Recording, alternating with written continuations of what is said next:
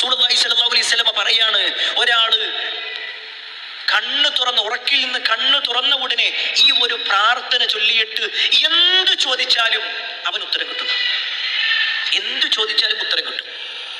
അവിടെ നമ്മൾ സ്വയം പരിശോധിക്കുക. ഈ പ്രാർത്ഥന അറിയാത്തവരാണോ നമ്മൾ? സുബ്ഹാനല്ലാഹ് നമുക്കറിയാം, അൽഹംദുലില്ലാഹ്, ലാ ഇലാഹ ഇല്ലല്ലാഹ്, അല്ലാഹു അക്ബർ, ലാ ഹൗല വലാ ഖുവത ഇല്ലാ ബില്ലാഹ്, അല്ലാഹുമ്മ ഗഫിർലി, ഇതൊക്കെ നമുക്ക് പരിചയമുള്ളതാണ്. പക്ഷേ അത് ചോദിക്കണമെങ്കിൽ അല്ലാഹനെ കുറിച്ച് നല്ല ബോധ്യം ഉണ്ടാവണം. ഞാൻ കണ്ണ് തുറക്കുമ്പോഴേക്ക് എൻ്റെ മനസ്സിൽ ഇങ്ങനെ കയറി വരണം. അതുപോലെ തന്നെ കണ്ണു തുറന്നാലുള്ള മറ്റൊരു പ്രാർത്ഥന, എഴുന്നേൽക്കുമ്പോഴുള്ള പ്രാർത്ഥന, അൽഹംദുലില്ലാഹില്ലദീ അഹ്യാനാ ബഅദമാ അമാതനാ വഇലൈഹി നുശൂർ. നമ്മൾ എത്ര ആളുകൾ പ്രാർത്ഥിക്കാറുണ്ട്? അത് കഴിഞ്ഞ് ബാത്റൂമിലേക്ക് പോകുമ്പോൾ, ബാത്റൂമിൽ നിന്ന് തിരിച്ചു വരുന്ന സമയത്ത്, വുദു എടുക്കുമ്പോൾ, വുദുവിന് ശേഷമുള്ള പ്രാർത്ഥന, വീട്ടിൽ നിന്ന് പുറത്തിറങ്ങുമ്പോൾ, വാഹനത്തിൽ കയറുമ്പോൾ, ഇങ്ങനെ നോക്കി ഇന്നത്തെ നമ്മുടെ ജീവിതത്തിൽ എത്ര പ്രാർത്ഥിച്ചു എന്ന് പരിശോധിച്ചാൽ മതി. അവിടെ മനസ്സിലാകും പ്രിയപ്പെട്ടവരെ, ഈ ഒരു അല്ലദീ ഖലഖൽ മൗത വൽ ഹയാത ലിയബ്ലുവകും അയ്യുക്കും അഹ്സനു അമല എന്ന വിഷയത്തിൽ നമ്മൾ എവിടെ എത്തി നിൽക്കുന്നു എന്നുള്ളത്. നമ്മുടെ ജീവിതം മുഴുക്ക പരീക്ഷണമാണ്. അവിടെ ആ പ്രാർത്ഥനയാകുന്ന പരീക്ഷണത്തിൽ നമ്മൾ പരാജയപ്പെട്ടു.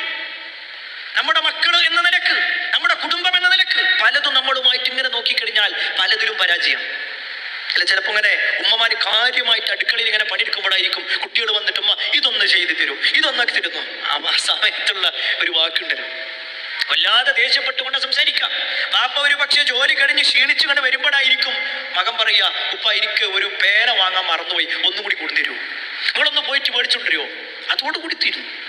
അവിടെയൊക്കെ പരീക്ഷണം ഇങ്ങനെ വരുന്നുണ്ട്. മക്കളിലൂടെ പരീക്ഷണം വരുന്നു, ഭാര്യയിലൂടെ പരീക്ഷണം വരുന്നു, കുടുംബത്തിലൂടെ പരീക്ഷണം വരുന്നു, അയൽവാസികളിലൂടെ പരീക്ഷണം വരുന്നു. പക്ഷെ അതിലെല്ലാം ആ പരീക്ഷണങ്ങളിൽ ഒട്ടുമിക്ക ആളുകളും പരാജയപ്പെട്ടു പോകുന്നു എന്നുള്ളതാണ് ഖേദകരം. ഇവിടെ അല്ലാഹു സുബ്ഹാനഹു വ തആല ജീവിതത്തിന്റെ എല്ലാ മേഖലകളിലും നമ്മളെ പരീക്ഷിക്കും തന്നെ പറഞ്ഞു. നമ്മൾ നോക്ക്, വിശുദ്ധ ഖുർആനിൽ നമുക്ക് എല്ലാവർക്കും പരിചയമുള്ള ഒരായത്തുണ്ട്, وَلَنَبْلُوَنَّكُمْ بِشَيْءٍ مِنَ الْخَوْفِ وَالْجُوعِ وَنَقْصٍ مِنَ الْأَمْوَالِ وَالْأَنْفُسِ وَالثَّمَرَاتِ وَبَشِّرِ الصَّابِرِينَ.